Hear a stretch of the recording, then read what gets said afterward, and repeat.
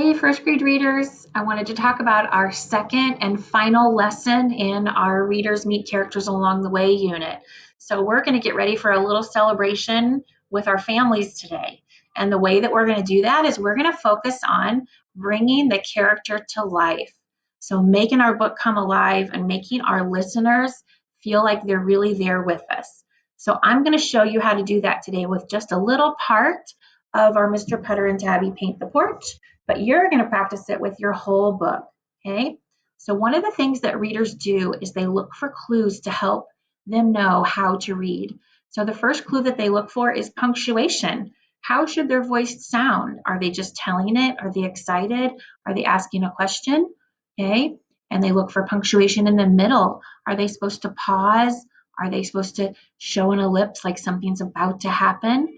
Okay, you're going to look for bold print or capital letters. Remember, are there certain words they're going to make stand out?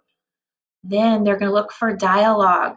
They're going to look for those dialogue markers that tell us, how did the character say it? Did they shout it? Did they whisper it? And then last, they're going to look at the pictures so they can see, are there looks on the characters' faces? Is there something that the character is doing with their body that could give them clues as to how they should sound when they become that character? Okay, so we're going to do that with the part of our book here.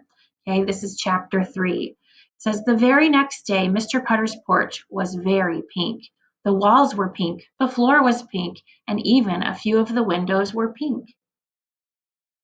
So now I'm noticing Mrs. Teaberry's face. Remember, I still have my notes about how she was worried. And Tabby was very pink. Notice the italics. Mr. Putter's neighbor, Mrs. Teaberry, walked over with her good dog, Zeke. Oh dear, she said, looking at Mr. Putter's porch. Zeke was sniffing Tabby's pink whiskers. Now, remember right here, here's a dialogue marker. It says he's going to sigh. Mr. Putter sighed. I'll have to do it all over again, he said. Well, then, we will help, said Mrs. Teaberry, rolling her sleeves. So Mr. Putter went back to the basement. Tabby followed, swishing her pink tail. Soon Mr. Putter and Mrs. Teaberry were putting blue paint over pink. And all was going well until suddenly a chipmunk showed up. It jumped on a rail and it ran across the porch. And then Zeke remembered how good he was chasing chipmunks. Okay, so Mrs. Harris is really paying attention too. I had some words in italics I needed to make stand out. I had some punctuation to show that they were excited or shocked. Okay, I saw Mrs. Teaberry's face when she looked worried. Okay, it said that Mr. Putter sighed because he didn't want to have to paint the porch all over again. So boys and girls, I want you to take that same book that you found the lesson in on Monday, and I want you to practice bringing all those characters to life, okay?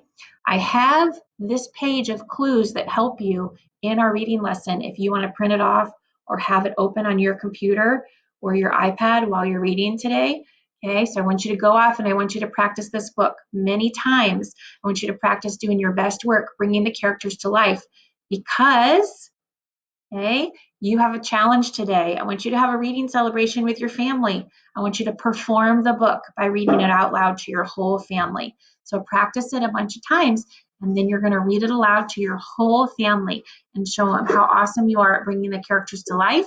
Then you can share your fortune at the end with them and the lesson that they can learn. All right? Hope you enjoy your reading celebration with your family. Don't forget to toast all your hard work with a special drink. Okay, love you guys. See you later.